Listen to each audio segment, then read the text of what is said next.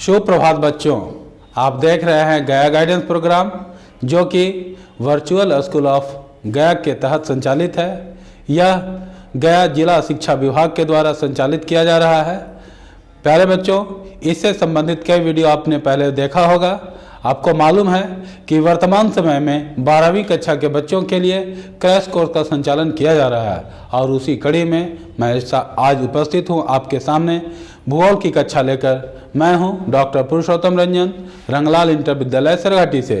आज आप सबों के लिए 12वीं कक्षा के अंतर्गत भारत, लोग और अर्थव्यवस्था के चतुर्थ सेगमेंट कहेंगे हम लोग उसको, इकाई 4 के 10वें अध्याय के साथ मैं उपस्थित हूँ। आज के चैप्टर का नाम है, आज के चैप्टर जिसको हम आज देखेंगे उसका नाम है परिवहन और संचार।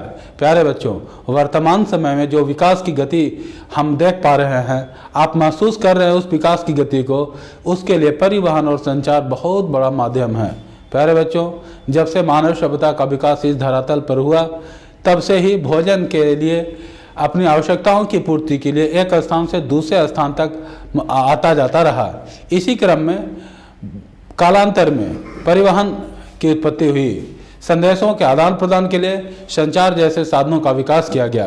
तो आज का जो चैप्टर है, इन्हीं दो ज्वलंत मुद्दों को यहाँ पर शामिल करते हुए बनाया गया है। आप स्क्रीन पर देख रहे होंगे विभिन्न संचार माध्यमों को, विभिन्न जो परिवहन के साधन हैं उसको आप देख पा रहे होंगे। दिखाया गया है सभ्यता के प्रारंभ के शुरुआती दौर में मनुष्य अब स्वतः ही अपने सामान को एक स्थान से दूसरे स्थान तक लाता ले जाता था। बाद में पशुओं का उपयोग किया जाने लगा। उसके बाद में सड़क मार्ग का उपयोग होने लगा। सड़क मार्ग के साथ साथ जलीय जो साधन थे, हम कहें जल परिवहन का उपयोग किया गया। वर्तमान समय में वायु परिवहन का भी प्रयोग किया जा रहा है, हम देख पा रहे हैं यहाँ पे।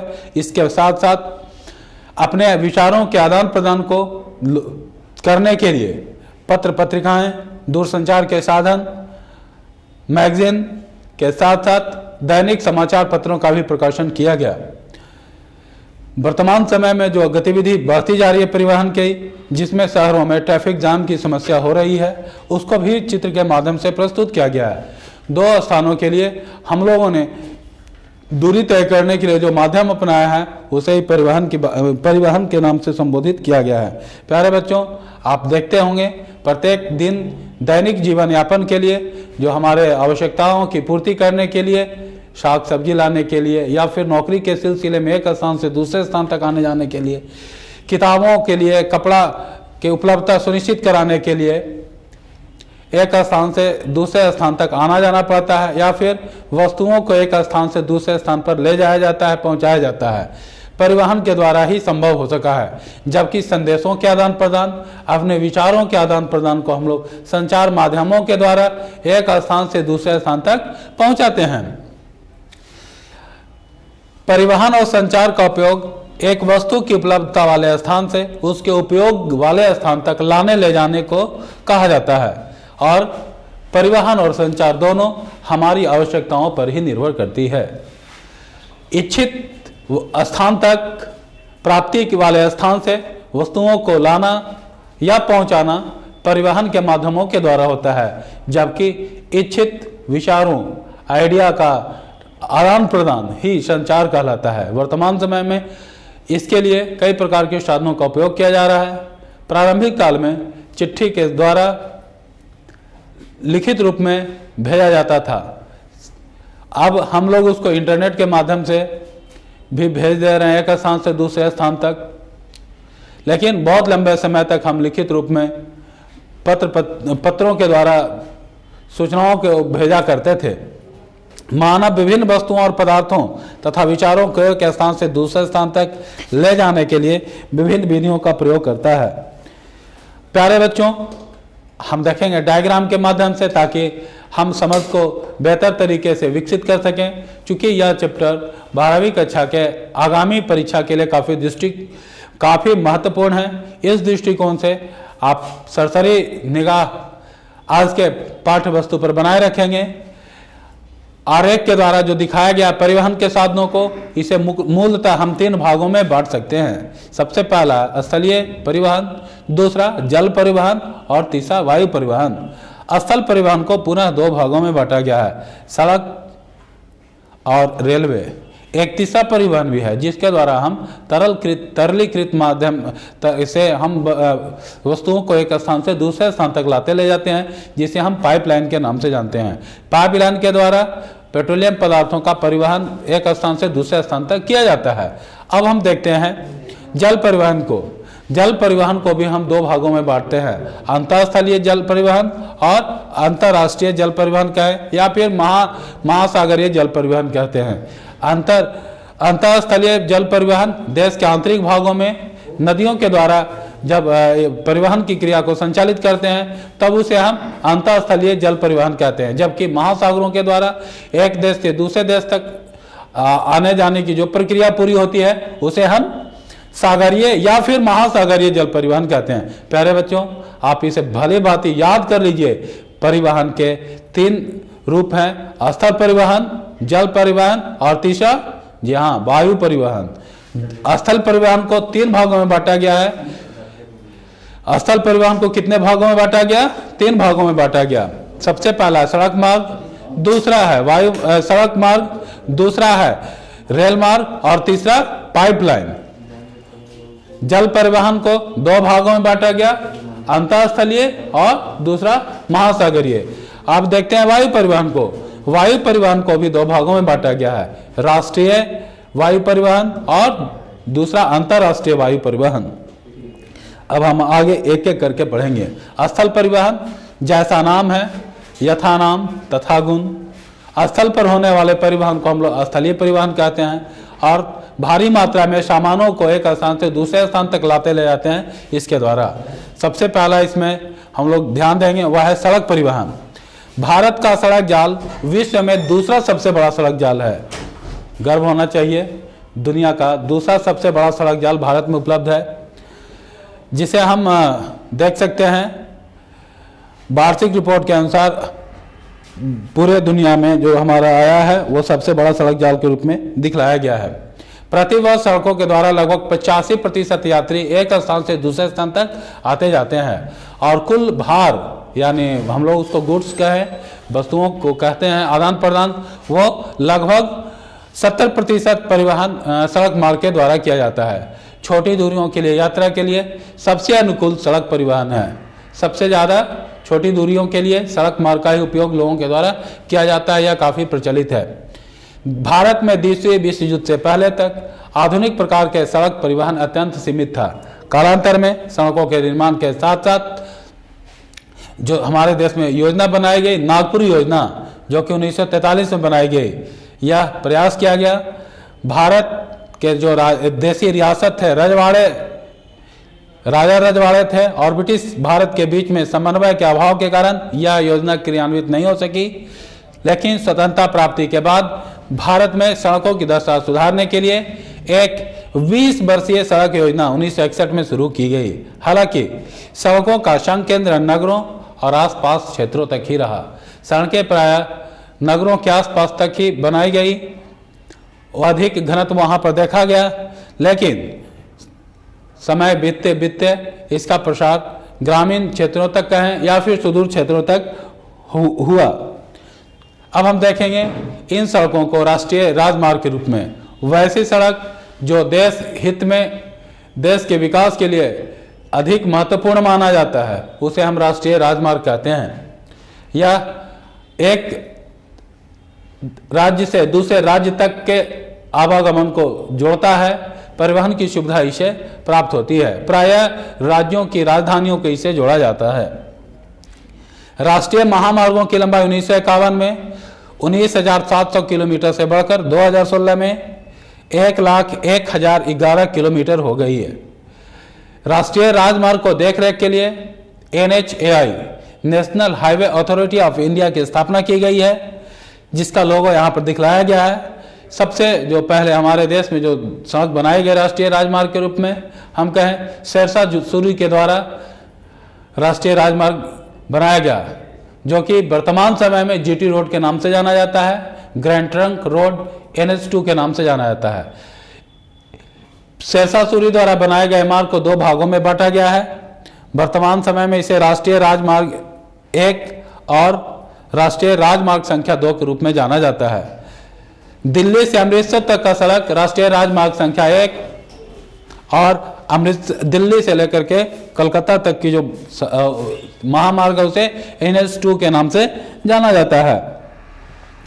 इसका रख रखाव NHAI के द्वारा किया गया है। NHAI के बारे में मैंने बताया कि इसे national highway authority of India के रूप में जाना जाता है, राष्ट्रीय राजमार्ग प्राधिकरण के रूप में जाना जाता है। इसके अलावा राज्य के लिए महत्वपूर्ण सड़कें जिसे हम राजकीय सड़क कहते हैं, स्टेट हाईवे कहते हैं, उसका भी निर्माण किया गया है। कुछ सड़कें ग्रामीण सड़कें भी हैं जो कि जिला स्तर की सड़कें हैं।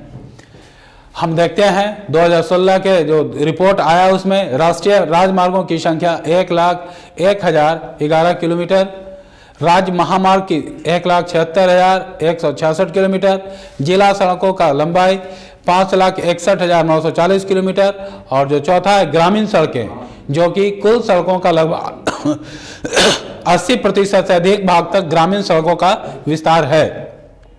देश में सड़कों की गुणवत्ता को सुधारने के लिए राष्ट्रीय राजमार्ग की स्थापना की गई है। राजमार्ग कुल सड़कों की लंबाई का मात्र 4% है, जबकि जिला सड़कों की लंबाई जो है कुल सड़कों का 14% तक है और सबसे अधिक जो है ग्रामीण सड़कों का फैलाव लगभग 80% तक है। अब हम राष्ट्रीय महामार्ग विकास की कुछ परियोजनाएं जो बनाई गई हैं उनको इस मैप के द्वारा दिखाने का प्रयास कर रहा हूं ताकि आप बेहतर तरीके से समझ सकें। आप देख रहे होंगे यहाँ पर 2 महत्वपूर्ण परियोजनाओं का निर्माण किया गया है, स्वर्णिम चतुर्भुज योजना और उत्तर दक्षिण गलियारा, नॉर्थ साउथ कॉरिडोर और गोल्डन क्वाड्रिलेटरल परियोजना। आप देख पा रहे होंगे श्रीनगर से लेकर कन्याकुमारी तक और सोमनाथ से लेकर पोरबंदर, सोमनाथ से लेकर के सिलचर तक जो सड़कें बनाई गई हैं वह उत्तर दक्षिण और पूरा पश्चिम गलियारा वाला सड़क है और दिल्ली से लेकर मुंबई, मुंबई से फिर लेकर चेन्नई फिर कोलकाता और कोलकाता से लेकर दिल्ली तक की जो सड़कें बनाई गई हैं उसे हम गोल्डन क्वाड्रिलेटरल के रूप में जानते हैं, स्वर्णिम चतुर्भुज योजना के नाम से जानते हैं। इन सड़कों के द्वारा पूरे देश को एक सूत्र में पिरोने का भरसक प्रयास किया गया है ताकि कम समय में हम देश के किसी भाग में आसानी से पहुंच सके। यह काफ़ी महत्वाकांक्षी परियोजना है जिससे हमारे देश को अभूतपूर्व लाभ हुआ है। यातायात के क्षेत्र में एक नया विकास का मार्ग प्रशस्त हुआ है। अन्य सड़कों के रूप में हम बॉर्डर सड़क को देख सकते हैं। बॉर्डर सिक्योरिटी फोर्स के द्वारा सीमा सड़क संगठन की स्थापना की गई है। आप यहां पर देख पा रहे हो किस प्रकार दुर्गम क्षेत्रों में आने जाने के लिए सड़कों की व्यवस्था बॉर्डर रोड ऑर्गेनाइजेशन के द्वारा बनाया गया। खास करके यह संस्था जो है सामरिक महत्व के सड़कों का निर्माण करता है, उसका देख रेख करता है, उसका बचाव करता है, उसको बना करके रखने में मदद करता है। ऊंचाई वाले भागों में खास करके चंडीगढ़, मनाली, हिमाचल प्रदेश तथा लेह से जोड़ने वाली सड़क इसके द्वारा बनाया गया है। समुद्र तल से औसतन 4270 मीटर की ऊंचाई पर यह स्थित है। 1960 में इसकी स्थापना की गई। प्यारे बच्चों, परीक्षा के दृष्टिकोण से आप वस्तुनिष्ठ प्रश्न के लिए इसके लिए तैयारी करके रखेंगे क्योंकि ऑब्जेक्टिव प्रश्न में पूछा जा सकता है कि सामरिक महत्व की सड़क BRO जो बनाया गया बॉर्डर रोड ऑर्गेनाइजेशन उसकी स्थापना कब हुई, तो आप सरल सा जवाब देंगे BRO की स्थापना 1960 में हुई। क्या करता है बॉर्डर रोड ऑर्गेनाइजेशन, तो सामरिक महत्व के सड़कों का निर्माण करता है दुर्गम क्षेत्रों तक आने जाने के लिए ताकि देश सुरक्षित रह सके। अब हम देखते हैं इसी के अंतर्गत में विश्व का सबसे लंबा जो सुरंग मार्ग है अटल टनल जो कि 9 किलोमीटर है, सीमा सड़क संगठन के द्वारा ही बनाया गया है। सुरंग पूरे साल मनाली को लाहौल स्पीति घाटी से जोड़ती है। भारी बर्फबारी के कारण महीनों तक यहाँ तक आना जाना बाधित हो जाता था। यह सुरंग हिमालय की पीर पंजाल पर्वतमाला में औसतन समुद्र तल से 3000 मीटर की ऊंचाई पर है और यह अति आधुनिक सुविधाओं से लैस है। आप यहाँ पर उस तस्वीर को आराम से देख सकते हैं। खरदुंग ला पास में किस प्रकार गाड़ियों का आवागमन किया जा रहा है। दिल्ली लाहौर बस सेवा की शुरुआत की गई। साथ ही साथ अमन सेतु का निर्माण किया गया। श्रीनगर और मुजफ्फराबाद के बीच में है। दोनों जगह के यात्रा को सफल बनाने के लिए दुर्गम मार्ग पर इसका निर्माण किया गया है। अब आप देखेंगे रेल परिवहन। रेलगाड़ी काफी लंबा होता है। अधिक संख्या में लोगों को एक स्थान से दूसरे स्थान तक लाने ले जाने के लिए, भारी मात्रा में गुड्स सामान को लाने ले जाने के लिए इसका उपयोग किया जाता है। रेल लाइनों को भी अलग अलग भागों में बांटा गया है। हम पढ़ेंगे। सबसे पहले इसके बारे में जानने का प्रयास करेंगे कि भारतीय रेल विविध संस्कृति के लोगों को एक साथ जोड़ने का काम करती है। अंग्रेजों ने भारत में रेलवे का विस्तार इसलिए किया था ताकि देश के संसाधनों का भरपूर दोहन करके यहाँ से ले जाकर हम उसका आर्थिक लाभ उठा सकेंगे। भारतीय रेलवे की स्थापना 1853 हुई थी। तब मुंबई और ठाणे के बीच में इसे पहली बार चलाया गया था। 34 किलोमीटर के सफर को तय किया गया था। वर्तमान समय में हम देखें 2015 तक कुल रेलवे लाइन की लंबाई लगभग 66,030 किलोमीटर है। क्रमशः इसमें भी विस्तारीकरण का कार्य चल रहा है। वर्तमान समय में देश में जितने भी रेल है उसे 16 मंडलों में बांटकर प्रशासनिक दृष्टिकोण से इसको रखा गया है। ये 16 रेल मंडल और उसके मुख्यालय को दिखलाया गया है। इसी में अब देखते हैं इन रेलवे पटरियों को 3 भागों में बांटा गया है। कभी कभी परीक्षा में पूछा जाता है। परीक्षा के दृष्टिकोण से इसे काफी महत्वपूर्ण स्थान देना चाहिए। ब्रॉड गेज क्या है? लघु उत्तरीय प्रश्न के रूप में आएगा कि भारतीय रेल पटरियों को कितने भागों में बांटा गया है, वर्णन करें। या फिर अति लघु उत्तरीय प्रश्न भी इससे पूछा जा सकता है। वस्तुनिष्ठ प्रश्न भी इसे बनाया जा सकता है, तो ध्यान देना है। सबसे पहला है ब्रॉड गेज, जिसको हम लोग बोलते हैं बड़ी लाइन। बड़ी लाइन में पटरियों के बीच की जो दूरी होती है वो 1.616 मतलब 161 सेंटीमीटर के लगभग होता है। इसलिए इसे नाम दिया गया ब्रॉड गेज। दूसरा है मीटर गेज। जैसा नाम है काम भी उसी के अनुसार है। 1 मीटर 2 पटरियों के बीच की दूरी, एक पटरी और दूसरी पटरी बीच की दूरी 1 मीटर होती है तो मीटर गेज कहलाता है। चूंकि इसके बनिस्पत चौड़ा है 1.6 मीटर तो वो ब्रॉड गेज हो गया, और 1 मीटर से कम रहेगा तो नैरो हो गया, पतला होने के कारण उसको सांकरा रेल मार्ग कहते हैं। छोटी लाइन के रूप से जाना जाता है। तो भारत में ब्रॉडगेज की लंबाई 60,510 किलोमीटर 2016 में था। मीटर लाइन, जिसको हम मीटर गेज बोलते हैं, 2016 में 3,880 किलोमीटर इसकी लंबाई थी। और छोटी लाइन 2,297 किलोमीटर। इनमें 2 पटरियों की बीच की दूरी 0.762 मीटर या 0.61 मीटर होता है। 61 सेंटीमीटर से लेकर के 76 सेंटीमीटर के बीच में इनके पटरियों की दूरी होती है। तो आप इसे याद रखेंगे, परीक्षा में पूछा जा सकता है। भारतीय रेल को कितने मंडल में बांटा गया है? तो 16 मंडल में बांटा गया है। हमारे बिहार में भी एक मुख्यालय है और वह मुख्यालय है हाजीपुर में। ईस्ट सेंट्रल रेलवे का मुख्यालय हाजीपुर में स्थित है। पूर्व रेल मंत्री माननीय रामविलास पासवान जी के कार्यकाल में इसकी स्थापना की गई थी। अब हम देखेंगे अगले चैप्टर के रूप में रेलवे के इंजीनियरिंग का अभूतपूर्व उदाहरण कोंकण रेलवे, जो कि काफ़ी महत्वपूर्ण तो है ही, पर्यटन के दृष्टिकोण से ये काफ़ी महत्वपूर्ण है और इसका आर्किटेक्चर भी काफ़ी अनूठा चमत्कार के रूप में देखा जाता है। यह रेल मार्ग 146 नदियों और धाराओं और 2000 पुलों तथा 91 सुरंगों को पार करता है। इस मार्ग पर एशिया की सबसे लंबी रेलवे सुरंग है, जिसकी लंबाई 6.5 किलोमीटर है। सोच सकते हैं केवल पुल ही पुल है इस रेलवे के अधीन। यह कर्नाटक, गोवा और महाराष्ट्र राज्य के बीच में फैला है। आप देख रहे हैं कितना हसीन वादियों से होकर के यह रेलवे का निर्माण किया गया है, जिसके द्वारा यातायात की सुविधा बनाई गई है। कोंकण रेलवे नाम दिया गया है। अब इसके बाद में हम देखेंगे ब्रिटिश उपनिवेशवाद के दौरान शहरी क्षेत्र में कच्चा माल सामग्री के उत्पादन क्षेत्र, बगान और अन्य व्यावसायिक फसल क्षेत्र, पहाड़ी स्थल और छावनी क्षेत्र में रेल मार्गों से अच्छी तरह जुड़ा हुआ था। मुख्य रूप से संसाधनों के दोहन के लिए यह विकसित किए गए थे। देश की स्वतंत्रता प्राप्ति के बाद रेल मार्गों का विस्तार और तेजी से हो रहा है। भारत के पश्चिमी समुद्री तट के साथ साथ मुंबई और मंगलोर के बीच में सीधा संपर्क उपलब्ध कराया जा रहा है।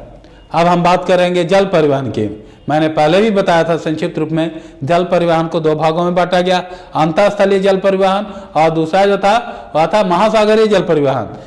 सबसे पहले हम अंतरस्थलीय जल परिवहन को देखेंगे।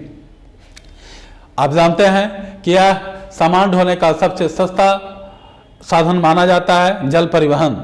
अंतरस्थलीय जल परिवहन देश के आंतरिक भागों में जब नौ संचालन किया जाता है सदावाहिनी नदियों में, तब इसे हम अंतरस्थलीय जल परिवहन के रूप में जानते हैं। वर्तमान समय में भारत में 14,500 किलोमीटर लंबा जल मार्ग नौकायन के लिए उपलब्ध है, जो देश के परिवहन में लगभग 1% का योगदान देता है।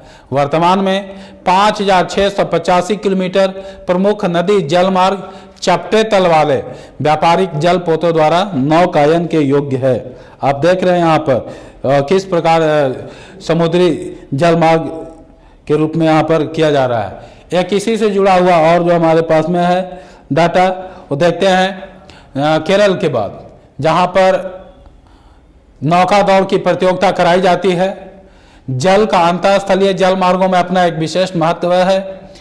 परिवहन के सबसे सस्ते साधन के साथ साथ भारी संख्या में पर्यटकों को एक स्थान से दूसरे स्थान तक पहुंचाता है। यहाँ की प्रसिद्ध नेहरू ट्रॉफी नौकादौड़, जिसे स्थानीय भाषा में वल्लाम काली कहा जाता है, नौका दौड़ की प्रतियोगिता कराई जाती है। आप देख पा रहे होंगे यहाँ पर नौका दौड़ कराई जा रही है, जो कि वहाँ के लिए काफी महत्वपूर्ण त्योहार है, एक मेला है। तटीय क्षेत्रों में जल परिवहन के जो स्थान है, जिसको हम लोग पत्तन के रूप में जानते हैं, यहाँ पर प्रस्तुत किया गया है।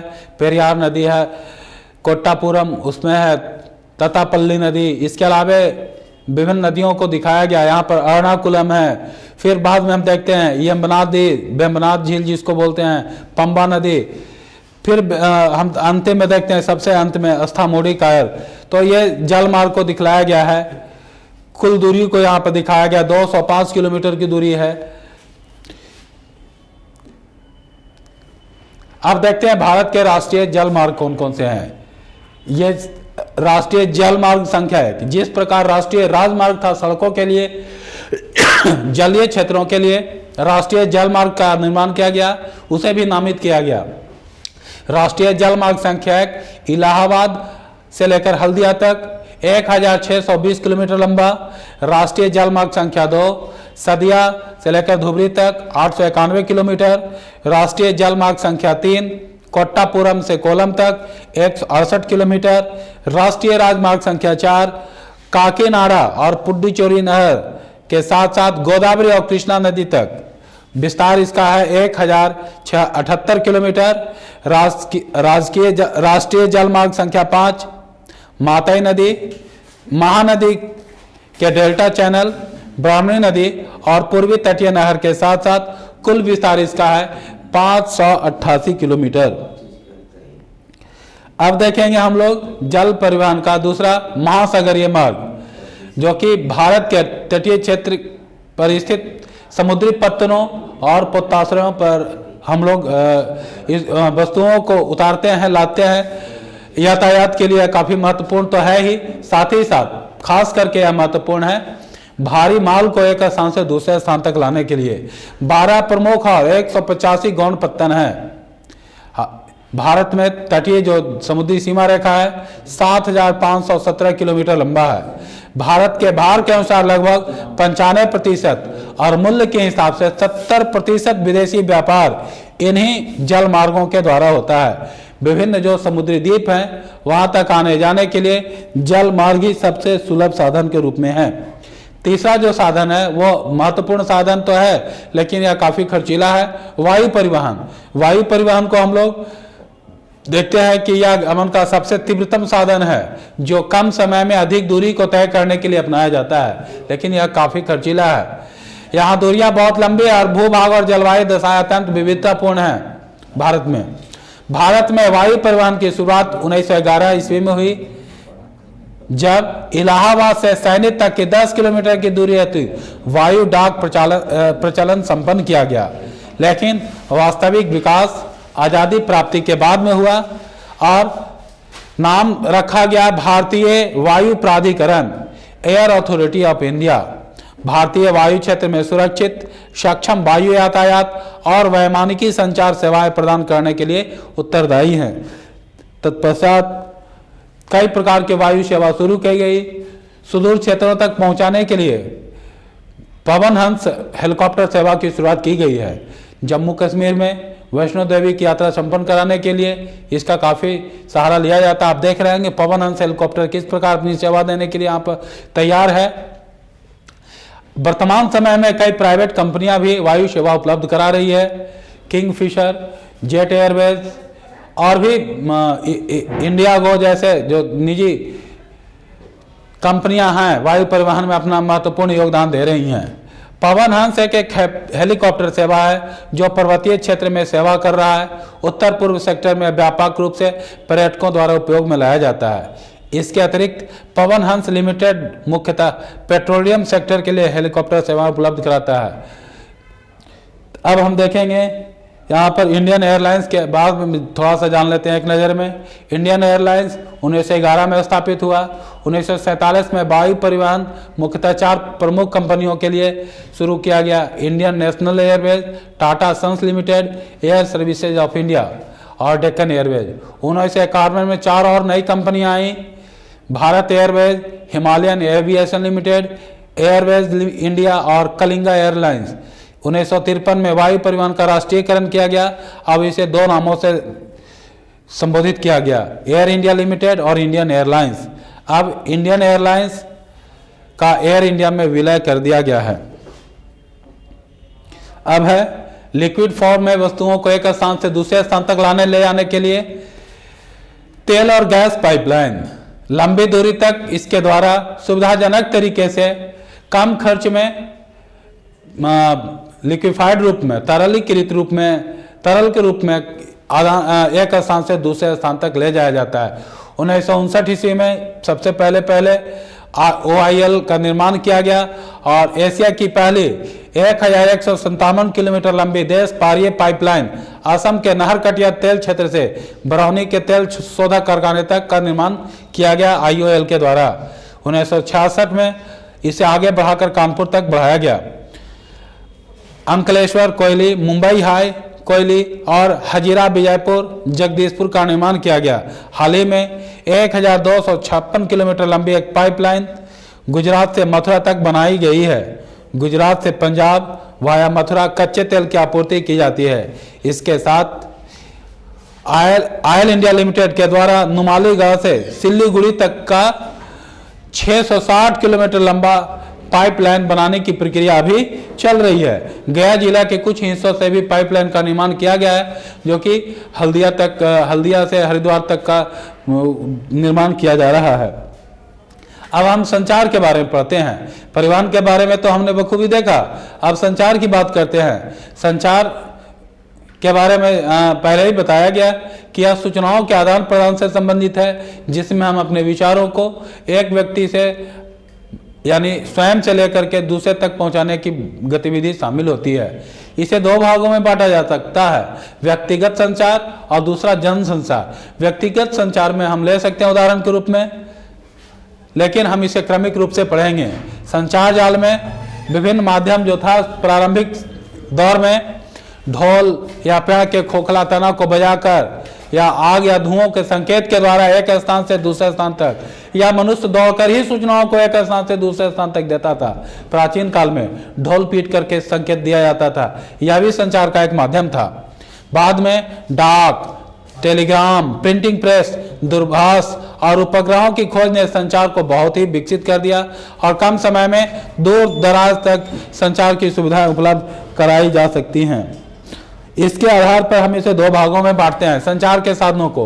वैयक्तिक जनसंचार, जिसे हम इंडिविजुअल भी कर सकते हैं, जबकि दूसरा है सार्वजनिक। इंडिविजुअल जो हमारा जो संचार के साधन है, टेलीफोन है, टेलीग्राम है, फैक्स है, ईमेल है, इंटरनेट है। जबकि सार्वजनिक जो संचार के साधन है, रेडियो है, टेलीविज़न है, समाचार पत्र हैं, मैगजीन्स हैं, कवि सम्मेलन है, जनसभा है, यह सब सार्वजनिक जनसंचार के माध्यम हैं। वैयक्तिक संचार के रूप में हम देखते हैं, वैयक्तिक संचार में इंटरनेट सबसे अधिक प्रभावी है। आप देखते होंगे वर्तमान समय में इंटरनेट के बिना लोगों का जीवन कितना एकाकीपूर्ण हो गया है। जिस दिन आपके मोबाइल में नेट खत्म हो जाता होगा, लगता होगा कि आज भाई कुछ हो ही नहीं पा रहा है, थोड़ा बेचैन सा महसूस कर रहे होंगे। तो हम अब डिपेंडेंट हो गए उसके ऊपर। इंटरनेट व्यक्तिगत संचार का कितना महत्वपूर्ण रोल है, आप इसे बेहतर तरीके से समझ पा रहे होंगे। ईमेल कम समय में भेज देते हैं। पहले जब चिट्ठी भेजा जाता था, चिट्ठी भेज दिया गया, रिस्पॉन्स जब तक नहीं आया तब तक लोग इंतजार में हैं। चिट्ठी न कोई संदेश, न जाने कौन सा ऐसा देश जहां वो चला गया। अब इंतजार कर रहे हैं, कोई न्यूज़ नहीं आ रहा है। लेकिन अब वैसा नहीं है, अब इंटरनेट का यूज करते हैं, इधर से हेलो उधर से हाय, कम्युनिकेशन तुरंत संपन्न हो जाता है। इंटरनेट विभिन्न मदों पर विस्तृत जानकारी के साथ साथ विभिन्न डाटा को भी एकत्र करने में मदद करता है। हम इंटरनेट का उपयोग करके महत्वपूर्ण डाटा कलेक्ट कर सकते हैं, जिसके द्वारा हम अध्ययन अध्यापन डाटा को हम विभिन्न रूपों में प्रस्तुत कर सकते हैं, उसको एनालाइज कर सकते हैं। तो इन सूचनाओं का बहुत ही महत्वपूर्ण स्थान है। जनसंचार तंत्र में रेडियो का भी महत्वपूर्ण स्थान है। 1923 में भारत में रेडियो क्लब ऑफ बॉम्बे का प्रारंभ किया गया था। तब से लेकर के रेडियो अभी तक लोकप्रिय है। एक जमाना था कि लोग शाम का भोजन 7:30 बजे के समाचार सुनने के बाद ही किया करते थे, खास करके ठंडी के दिनों में। 7:30 का समाचार नहीं तो भोजन अभी नहीं। समझ सकते हैं कि कितना लोकप्रिय रहा होगा उस समय। दिन में विविध भारती का कार्यक्रम हो या फिर BBC का न्यूज हो, उसके बिना लोगों का दिन ही नहीं कट पाता था। तो इसके लिए रेडियो महत्वपूर्ण साधन था। इसके द्वारा सामाजिक सांस्कृतिक जीवन काफी हद तक प्रभावित हुआ। 1930 में इंडियन ब्रॉडकास्टिंग सिस्टम के अंतर्गत लोकप्रिय संचार माध्यम को अपने नियंत्रण में ले लिया गया। 1936 में ऑल इंडिया रेडियो, 1957 में आकाशवाणी के रूप में इसे नामित किया गया। ऑल इंडिया रेडियो सूचना, शिक्षा और मनोरंजन से जुड़े विभिन्न प्रकार के कार्यक्रमों का प्रसारण करवाता है। न्यूज बुलेटिन भी प्रकाशित किए जाते हैं। किसान भाइयों के लिए कृषि समाचार भी प्रसारित करवाया जाता है। तो यह काफी लोकप्रिय रहा है। कालांतर में जब तकनीक में विकास हुआ, नए नए उपग्रह छोड़े गए, संचार साधनों का विकास हुआ, उसी क्रम में टीवी आया। टीवी के बाद में टीवी एक जमाने में काफी लोकप्रिय हुआ करता था। बड़ा सा बॉक्स होता था, लोग देखने के लिए पूरे गांव मोहल्ले के लोग एक जगह पे इकट्ठा हुआ करते थे। रामायण का जब सीरियल शुरू हुआ तो गांव की दादी उपस्थित हुई, भगवान राम आए हैं, अगरबत्ती दिखाया जाने लगा, घर में प्रभु राम का आगमन हुआ है। एक दौर था। और अब तो आप घर बैठे ही प्रत्येक रूम में देख रहे होंगे, सबके घर में LCD और LED का यूज हो रहा होगा। पिक्चर की क्वालिटी बेहतरीन हो गई है, साउंड भी हो गया है बढ़िया। तो अब इसमें भी उत्तरोत्तर सुधार होता जा रहा है और ये सब कुछ संभव हो सका है संचार के जो नए नए साधन विकसित हुए, उपग्रह के द्वारा जो रिले किया जा रहा है उसके द्वारा। इनसेट 1A खास करके महत्वपूर्ण भूमिका इसमें निभाया है। अब सुदूर क्षेत्रों तक भी सूचनाएं इनके माध्यम से पहुंच रही हैं। उपग्रह संचार की स्वयं में एक विधा है और ये संचार के अन्य साधनों का नियमन भी करते हैं, कंट्रोलिंग भी करते हैं। यहाँ पर इनसेट के द्वारा और एक और रिमोट सेंसिंग सैटेलाइट सिस्टम जिसे हम IRS बोलते हैं। 1983 में यह बहुउद्देशीय उपग्रह प्रणाली जो दूर संचार, मौसम विज्ञान संबंधी अवलोकन और विभिन्न प्रकार के आंकड़ों को इंटरप्रेट करना और कार्यक्रमों के लिए यह उपयोगी साबित हो रहा है। IRS उपग्रह प्रणाली जो 1988 में रूस के वैकानूर से IRS-1A के प्रक्षेपण के साथ साथ शुरू हुई। भारत ने भी अपना एक प्रक्षेपणशाला स्थापित किया और एक वाहन बनाया प्रक्षेपण के लिए, नाम रखा गया PSLV। नाम उसका संक्षिप्त रूप है, पूरा नाम हो गया पोलर सैटेलाइट लॉन्च व्हीकल, जो कि विविध उपयोग हेतु भू स्टेशन पर संप्रेषित करते हैं। हैदराबाद में स्थित नेशनल रिमोट सेंसिंग सेंटर की स्थापना की गई, उसका बिल्डिंग यहाँ पर है। यहाँ से आंकड़े कलेक्ट किए जाते हैं, और उसका पराक्रमण किया जाता है, कोरिलेट करके विभिन्न प्रकार की सूचनाओं को आपस में कोरिलेट करके उसको प्रसारित किया जाता है। और देश के जो प्राकृतिक संसाधन है उसके लिए यह काफ़ी महत्वपूर्ण साबित हो रहा है। प्यारे बच्चों, आज के चैप्टर में इतना ही शामिल था। इससे जुड़े वस्तुनिष्ठ प्रश्न को भी शामिल किया गया है और उसका उत्तर दिया गया है। आप ध्यानपूर्वक इसको देखेंगे, अपने समझ को और विकसित करेंगे, आगामी परीक्षा में अधिक से अधिक लाभ उठाएंगे। डिस्क्रिप्शन बॉक्स में PDF भी दिया हुआ है, आप उसको देखिएगा। यदि किसी प्रकार का अंदेशा होगा, किसी प्रकार का कन्फ्यूजन होगा तो आप ज़रूर कमेंट कीजिएगा। मिलते हैं अगली कक्षा में, तब तक के लिए जय हिंद, जय गया गाइडेंस।